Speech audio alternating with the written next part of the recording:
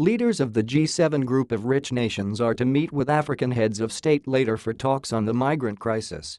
The leaders of Tunisia, Kenya, Ethiopia, Niger, and Nigeria will join the second day of the G7 summit in Taormina, Sicily.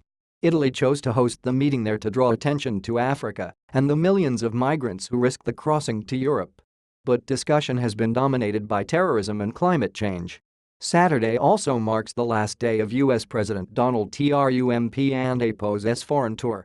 Attending his first summit, he told his fellow G7 leaders from Britain, Canada, France, Germany, Italy, and Japan on Friday that he had not yet decided whether or not to endorse the Paris Agreement on reducing greenhouse gas emissions.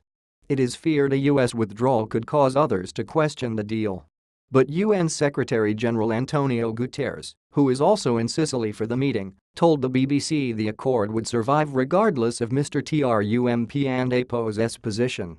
Mr. Guterres, who was previously the United Nations High Commissioner for Refugees, also traveled to Sicily to call for greater action to deal with migration. So far this year, more than 1,500 migrants are thought to have drowned in the Mediterranean.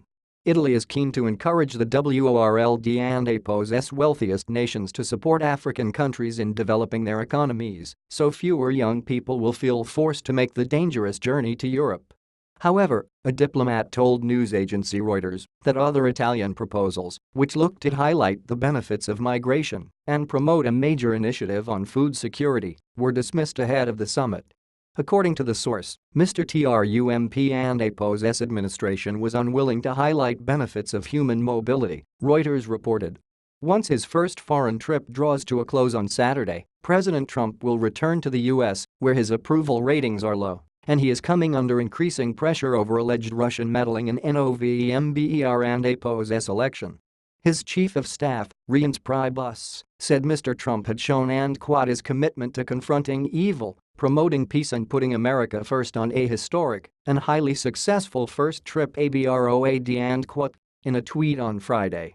Meanwhile, U.S. media have already been casting their judgments. The Washington Times said Mr. Trump had largely fulfilled a transformative agenda that was more ambitious than anything Mr. Obama tried overseas during his first year in office and it went on to note the president has made no major gaffes on the trip but James P. Rubin, a former Assistant Secretary of State for Bill Clinton, was far less forgiving.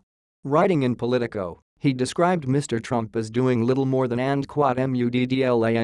muddling through the engagements.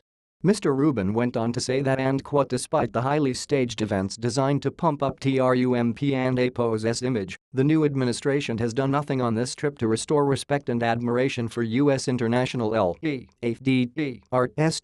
and ABC News, meanwhile, chose to focus on the PRSID and APO's awkward body language moments including pushing the Montenegrin prime minister out the way. However, headlines in the U.S. continued to be dominated by alleged links to Russia, and there are whisperings of discontent within his own party over policy decisions. John Boehner, a former Republican Speaker of the U.S. House of Representatives, told Energy magazine Rigzon that apart from some foreign policy moves, Mr. Trump and APO's time in office has been a complete disaster, citing healthcare in particular.